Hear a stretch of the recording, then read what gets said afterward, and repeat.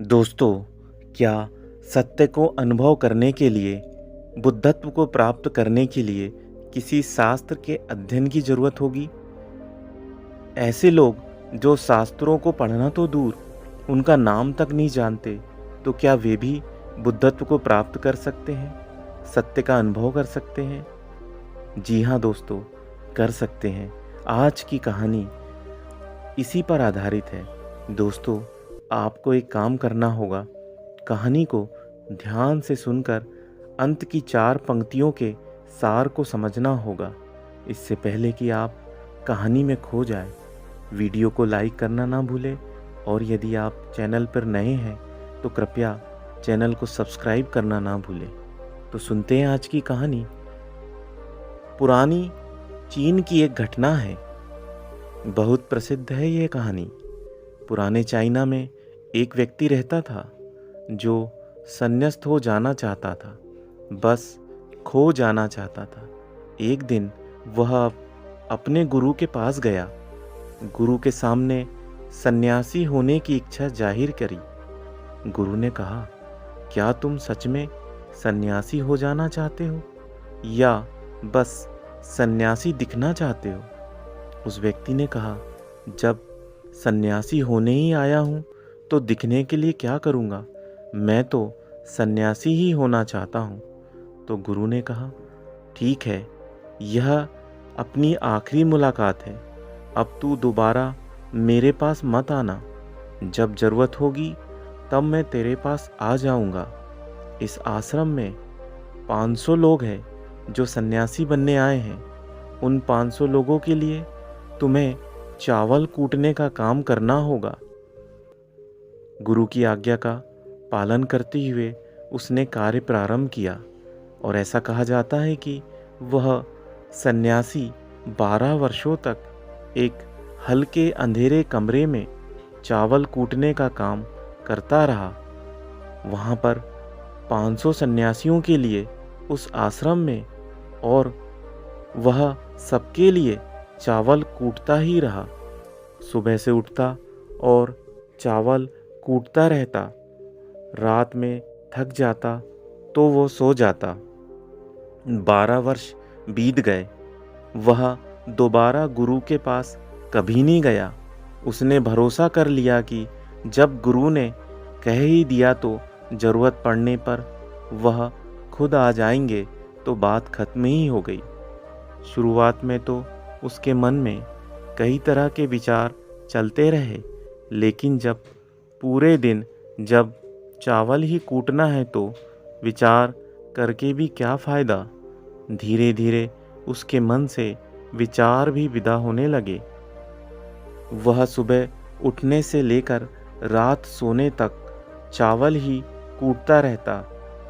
जब गुरु ने कह ही दिया था कि तुझे चावल ही कूटना है तो सारे प्रश्न खत्म हो गए। गुरु ने कहा है तो सही कहा है।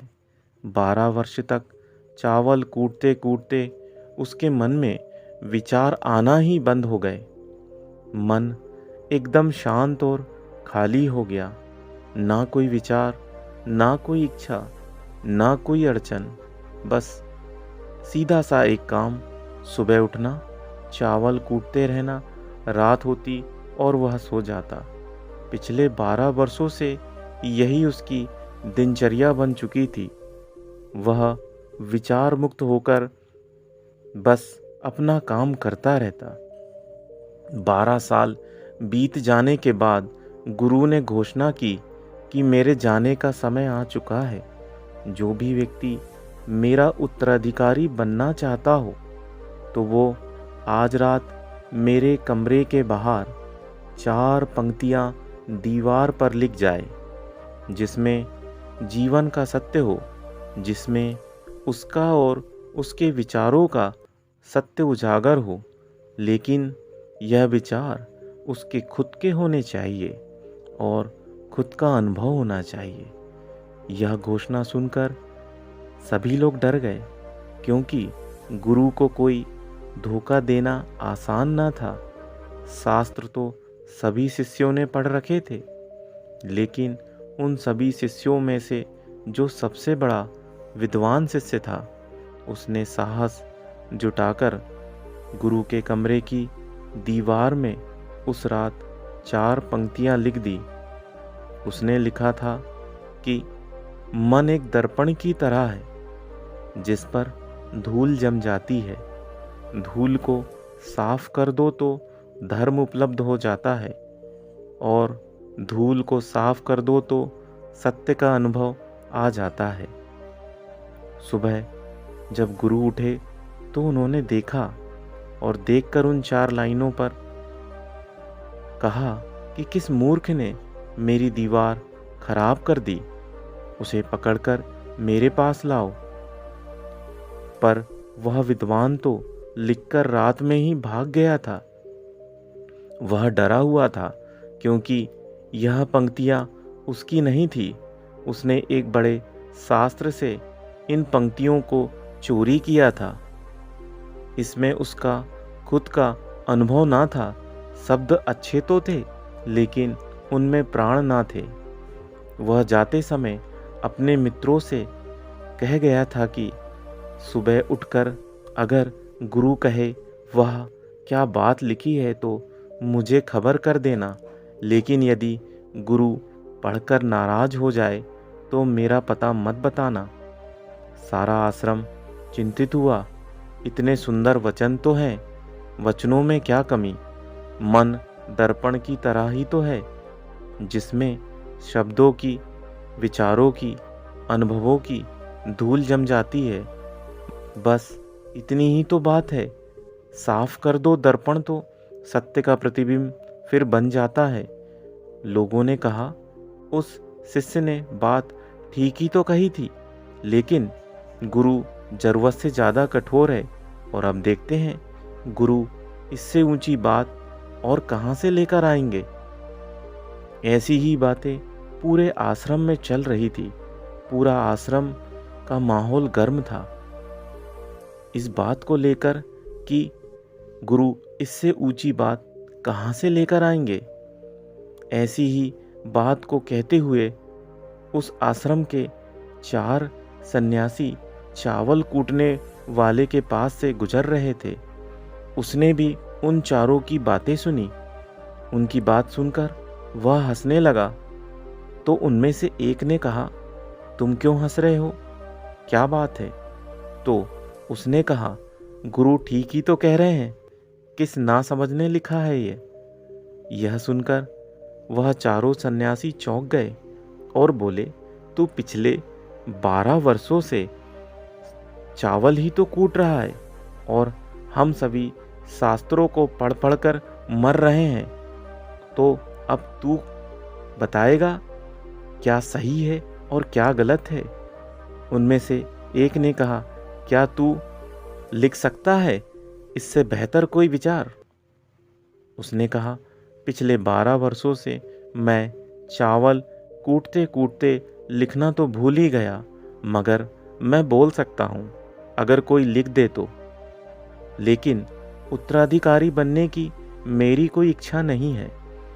अगर इस लिखने से मुझे उत्तराधिकारी बनना पड़े तो मैंने कान पकड़े, मुझे नहीं लिखवाना। उसमें से एक ने कहा, अरे तू चिंता मत कर, तू बस बोल दे, हम जाके वहाँ लिख देंगे।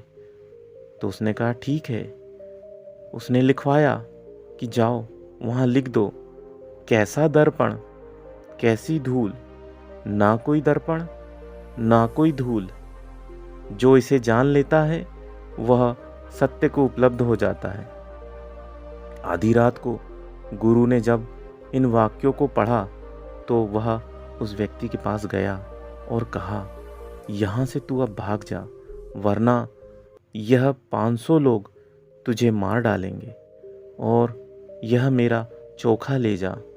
तू मेरा उत्तराधिकारी बनना चाहे या ना बनना चाहे, मैंने तुझे अपना उत्तराधिकारी मान लिया है, लेकिन तू इस आश्रम से भाग जा, क्योंकि यह तुझे जीने नहीं देंगे।